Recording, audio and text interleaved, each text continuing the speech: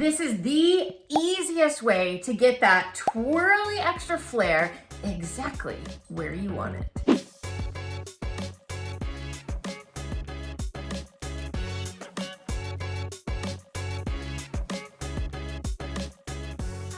Hello and welcome to my channel. My name is Trisha, your pattern nerd friend, owner of Creative Costume Academy. I like to share all things pattern making, sewing, and fitting here on this channel. So if you love this kind of thing, please hit that subscribe. But I recently made this dress to wear to Atlanta frocktails, and it looks like a dress, but it's actually a romper. And the coolest part about it is the way that I added that extra fullness. Now, of course, you can add extra fullness, flat pattern method, which is usually how I like to pattern, flat on the table using my pattern making skills. And I definitely started with some of that.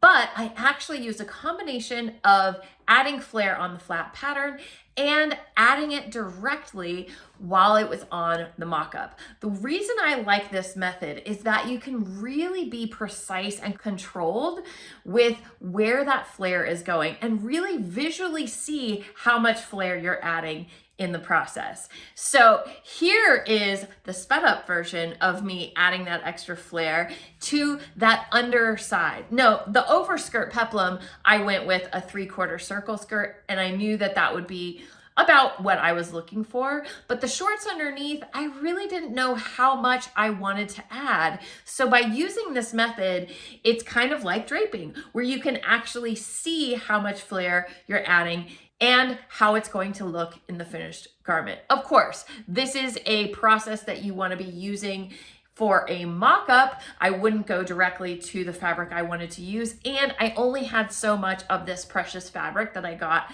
at a really cool fabric store I can't get to all the time. So I really wanted to make sure that this was going to turn out exactly the way I wanted it. And I want to share this method with you because I find it really easy to do stuff like this, easier than having to do it flat, the flat pattern method, which is a very handy method and really good to get started. But when you are unsure of how much you need to add, I mean, it always works out in the fitting, right? I mean, I always like to start with a good base, get as close as I can, but I don't want to worry too much about it until I actually see what it's going to look like on the body, you know, play with it in that mode and stop second guessing, you know, and doing all the math and all the equations to get it flat on the paper. So I want to share this method because I feel like it's a very handy method. And I want to give a shout out to Shingo Sato with the Transformational Reconstruction School that he has. That is where I first heard about this adding fullness method that he teaches. And he has, if you have not checked him out yet, you really need to, because he has this crazy way of taking what I call the 3 foundational principles of pattern making and making it totally crazy and out there, adding like origami out of fabric and all kinds of 3D shapes and things that you can do. Very, very cool. But I loved this adding extra fullness method, and it's one that I use all the time, and it just helps me get to the end result that much quicker. So I've already obviously made this lovely outfit that I wore to Atlanta Frocktails, but I'm going to show you how I did this method so that you can try it for yourself too. So let's go down to the shop and take a peek. Now, as I mentioned before, this is a step that you can really only do in the mock-up stage. So this is my dress as it was mocked up, or my romper, I should say. And you can see one side had like a flared kind of culotte short underneath. But I wanted more, you know, I wanted it to be more full, kind of like this little peplum that I added. So I ended up adding it to be more like this. So this looks more like a dress to me. And I used this method to get there. So that's what I'm going to be showing you. So whenever I'm doing a fitting, if you've been around here for any length of time, you've probably heard me say this. The simplest way, or the simplest thing, the question that I'm asking myself when I'm in a fitting is, do I need to add a dart or take a dart away? In other words, do I need to add more space or do I need to take fabric away in order to make the garment fit the way I want it to. So in this case, I was wanting to add more fullness. I'm wanting to add a dart. So that's how I like to think about things. It's just really distilled down into one simple idea, one simple thing to really learn about. And so what you're seeing here, and I'm going to show you, is I pinned this up. I pinned this little peplum up after I made sure the bodice and everything fit. And I knew this was just a design part of this pattern that I wanted to add, but you can actually see here the added pieces. So that's the side seam that I had originally, but then I went through and I added 2 extra pieces in the back and 2 extra pieces in the front. And you can actually see I went through and basted them in after I had pinned them in doing this method that I'm about to show you. So I could really see like that's the amount of fullness that I want to add, and that's giving me the look. So you can see again, here's this side, and this is what we started with. So I added quite a bit of flare to that short. See there? Yeah. So going back to that simple method of fitting, like I was talking about, when I'm in a fitting, do I need to add a dart or take a dart away?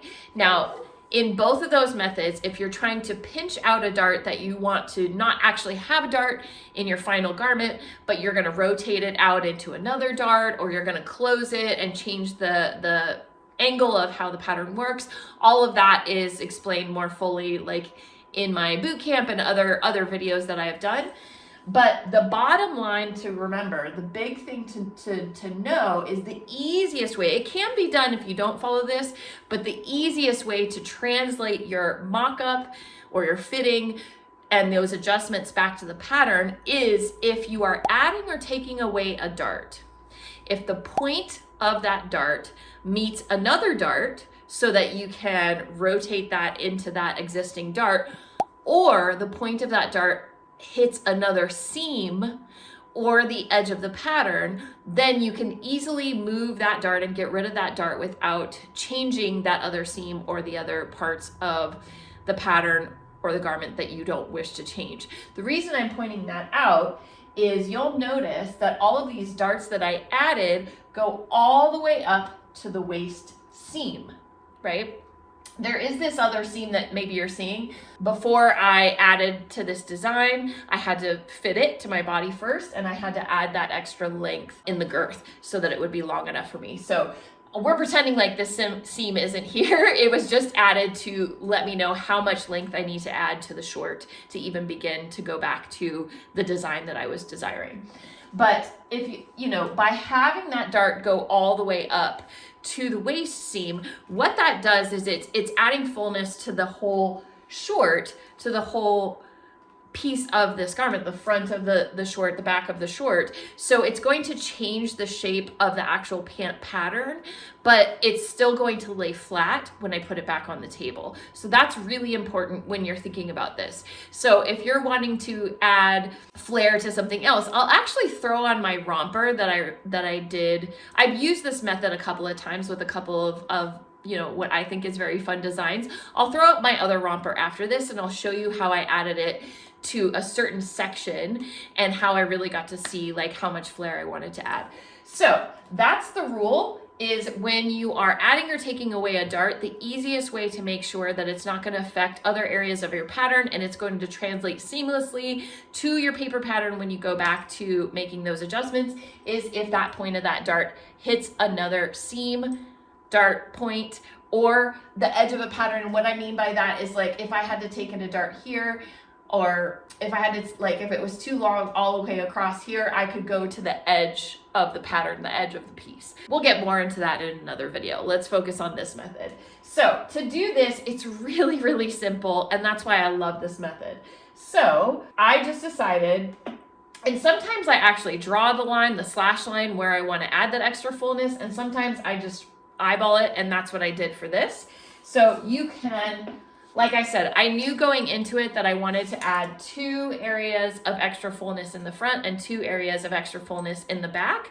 So I just kind of like eyeballed where I thought that would look good. Now, when I go to paper, it might be a good idea to balance my flare, make sure there isn't more flare in the front than there is in the back. That gets into a little bit more pattern making principles, but you can still really get a good idea by doing it this way. So I'm just going to decide where I want to add that flare, and I'm going to cut a line straight up to the seam so that I can add that point in without it affecting other pieces of the pattern. So I just cut straight up. You're going to want to add some extra fabric. So I just have some scrap of some muslin here. It doesn't have to be tons. You just want to make sure that it is enough to add the amount of flare that you want to add in. So I usually start at the top. And I just start at the top and I pin it up there first. And then I just pick one side and kind of pin it to that one side. Now where I added this extra seam, it kind of starts to come apart because I cut through that basting, but I'll just put a pin like right there so it won't be too bad. And when I basted them in, I just kind of went back and forth in that area. So you just pin it all the way down. And I'm just using straight pins. You guys know I'm a big fan of safety pins, but in this case, because I knew I was gonna baste them in afterwards, I just went ahead and used straight pins. And by the way, this is Andre, so this process is absolutely easier to do if it's on a dress form or somebody else. This is not something that you can really do on yourself while you're wearing it. It's going to be a lot easier if you can put it, and obviously I am not built the same as Andre is, but it's close enough that I have legs is the reason I'm using him, so that I can really get in and kind of visually see what this is going to look like, even though it doesn't fit perfectly. So I just pinned it down, and then on the one side, and then I just decide, well, how much do I want to add? You know, like, do I want to add about that much? Do I want to go crazy and add even more? And you just can visually tell, you know I'm going to add these other pieces. You could even, add flare to those other sides and then come back and adjust, how wide these are. But wherever you decide however much space you want to add in there, then you pin the other side. So essentially you're pinning in a big triangle or a big dart. Do we see that? And so you can kind of start to see what that's doing to the shape of these shorts like this. Like, yeah, that's a lot more full than it used to be, right? And then if you are happy with the shape, you're not gonna want to adjust after you've added the other areas. Well, the camera decided to stop recording right when I was showing you that last piece where I was just cutting off. I had that extra fabric at the bottom, and I just cut it off flush and blended it with the rest of the short. Now there's a bunch of fabric on the inside of this. I usually just leave that until I do this point. So that's it. Really, that's the whole thing. When you add in all of your pieces, like I said, for this side that I did, I added one here, and then I just cut up another line, I added another one, and then I did 2 in the back as well. And that's how I ended up with this fullness here. I mean, look how cute it is. I love it. So you pin out all of the added flare that you want to add, and then I go over to the machine and I just baste those pieces in. And at that point, when I'm basting them in, I go on the inside and I trim away any extra fabric that I don't need to create the shape that I'm trying to create. And that's it. So when you go to actually make the adjustment to the pattern, the method that I usually teach my students is I am going to cut this apart. Obviously, through the magic of editing, I haven't done that yet to this mock-up, but I will cut this apart and lay it on my pattern, and I'll be able to visually see what that flare looks like. Now, I want to show you how I did this for a couple of other designs so you can see the end result of how that looked as well. And then I actually made a skirt that goes over this, and you can do it on flat pattern and add in flare before you even get to this stage. But sometimes for certain projects, like something like this, I didn't want to honestly spend the time to try and figure out how much flare to add and where to add it in. It's just easier for me to see it on the form. So let me show you those other examples, and then hopefully you'll get to try it as well. So this is a cute little romper that I made a couple years ago, and I wanted it to just come in at the elastic at the waist. I didn't want to have any closures. It's got a button front and a tie. And I thought it would be really fun to have this, you know, little flirty ruffle along the side, but the front of the shorts was front. So what I did was I made a pair of shorts, and then I drew this line where I thought it would look nice on my body. And then to figure out this ruffle, and essentially that's what we're making ruffles. To figure out this ruffle, I did this same method to adding in those extra flare where I thought it would be just the right amount. And then I could really try it on and wear it around and sit and see how much it covers, really see how much I wanted to do. And I only did it on one side. And then of course I matched it to the other side. And I really love how this turned out. So instead of just going to this little kind of ruffle on this one with my romper, I went ahead and went all the way up to the waistline. So here's another dress that I made using the same technique. Actually, the video of me adding flare to this dress went viral over on Instagram. I had over 1 million views. I think I had 2 million views. But I want to point out something. So adding in that extra flare that I'm doing in the mock-up, it doesn't mean that we have these little go days in our final result. Do you see how there's no, you know, triangles or darts added in? We do that in the mock-up so that when we cut out the actual fabric, the flare is built in, but it's all one piece of fabric. And I'll show you quickly the ruffle part to the overskirt that I'm making. Here's an example of doing it on the flat pattern. It's the same kind of result. So I am not going to cut individual go days out of each of these sections of added fullness that I'm adding in. I'm gonna cut this whole piece as one piece, and it's gonna have that extra fullness that I want in there. This is just doing it on the mock-up, and adding it in with pins is just another way of doing it, so you can visually see how much flare you're adding. So there you have it. That is the simplest way I feel it is to add flare exactly where you want it without having to do all the math and make it hard and complicated. Just do a mock-up, add in that extra fullness where you want, and take it from there, and you have some fun, flirty, like ruffly designs that you can create and have fun with it. So if you enjoyed this, please hit that like button and turn on those notifications so you know the next time I drop a video. I do like to share little tips and tricks every Thursday, so you can look out for that. We also do live events on here where we get into pattern nerdy talk if you're into that sort of thing. If you are ready to learn more about this superpower of pattern making, I do offer a free pattern masterclass. The link to that is down below.